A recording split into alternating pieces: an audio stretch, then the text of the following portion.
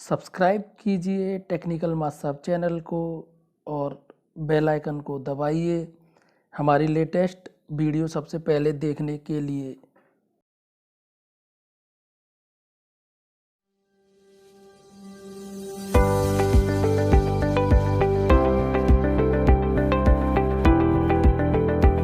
साथियों, आज हम निष्ठा प्रशिक्षण के अगले मॉड्यूल सामाजिक विज्ञान का शिक्षण शास्त्र प्रशिक्षण में पूछे गए सभी प्रश्नों को देखेंगे। यह प्रशिक्षण 1 दिसंबर से दीक्षा एप्लीकेशन पर उपलब्ध होगा। आइए प्रशिक्षण में पूछे गए प्रश्नों को शुरू करते हैं।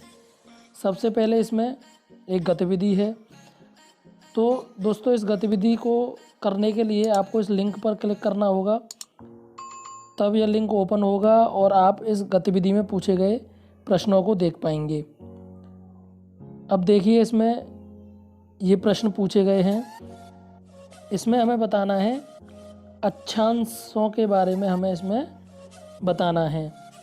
तो ऊपर देखिए उत्तरी ध्रुव और नीचे देखिए दक्षिणी ध्रुव। आप यहाँ पर देखिए, इसमें ऊपर उत्तरी ध्रुव, उत्तरी शीतकटिबंध, उसके बाद विषुवत वृत्त 0 डिग्री, इसको हम भूमध्य रेखा भी कहते हैं। फिर 23.5 डिग्री मकर रेखा। दूसरा प्रश्न ये दिया गया है, इसमें हमें गर्म क्षेत्र बताने हैं।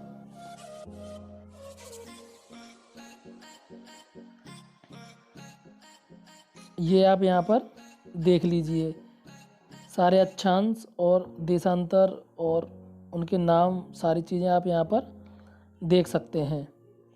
अब प्रश्नोत्तरी भाग को शुरू करते हैं। आप चैनल को सब्सक्राइब कर लें। पहला प्रश्न पूछा गया है, राजतंत्रात्मक शासन की प्रणाली में कौन निर्णय लेता है और सरकार चलाता है? तो इसमें राजा या रानी। सामाजिक विज्ञान वर्ग में मॉक संसद का संचालन करने का मुख्य कारण क्या है? आंसर है राजनीतिक संस्थाओं के कामकाज की कुछ समझ विकसित करना। तो साथियों, आप जानते हैं जब हम इलेक्शन कराते हैं तो इलेक्शन से पहले क्या होता है, मॉक पोल होता है। तो इसी तरीके से मॉक संसद का संचालन भी हम कराते हैं, जिससे कि बच्चों में राजनीतिक संस्थाओं के कामकाज की समझ विकसित हो सके। एक ग्लोब के बारे में निम्नलिखित बयान में कौन सा सही नहीं है? तो ग्लोब महाद्वीपों का सही आकार नहीं दिखाता है। स्पर्श ग्लोब विशेष ज़रूरत वाले बच्चों के लिए इस्तेमाल किया जा सकता है, बिल्कुल सही है। ग्लोब पृथ्वी का एक मॉडल है, ये भी सही है। एक ग्लोब की विशेषताओं में अक्षांश और देशांतर हैं, ये भी सही है। 23.5 डिग्री दक्षिण अक्षांश के रूप में जाना जाता है, तो ये मकर रेखा के रूप में जाना जाता है। और 23.5 डिग्री उत्तर अक्षांश कर्क रेखा के रूप में जाना जाता है। निम्नलिखित में से कौन सा कथन सही है?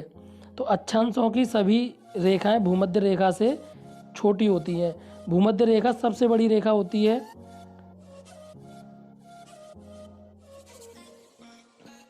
अब यहाँ पर कॉलम 1 और कॉलम बी का हमको मिलान करना है।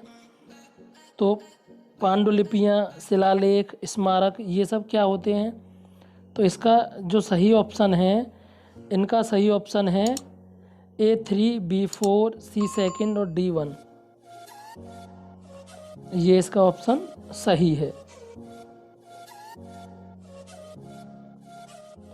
साहित्यिक स्रोत हैं महाकाव्य, पुराण, स्मृति।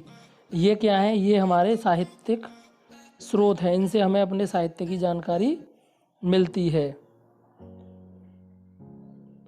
विभिन्न आजीविकाओं के बारे में पढ़ाते समय निम्नलिखित में से कौन सी विधि सबसे उपयुक्त होगी?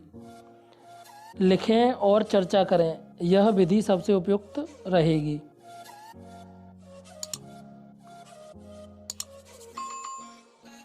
कौन सी विधि शिक्षार्थी द्वारा इन सीखने के प्रतिफल की योग्यता को प्राप्त करने के लिए सबसे सटीक होगी? जांच करना कि क्या लोगों के पास जीविका कमाने के समान अवसर हैं। तो इसमें हम परियोजना आधारित ज्ञान बच्चों को दे सकते हैं। साथियों, अगर आपको हमारा प्रयास पसंद आया है तो हमारे चैनल को सब्सक्राइब ज़रूर कर लें। जिससे कि हम अपने प्रयास को आगे और बेहतर बना सकें आपके लिए।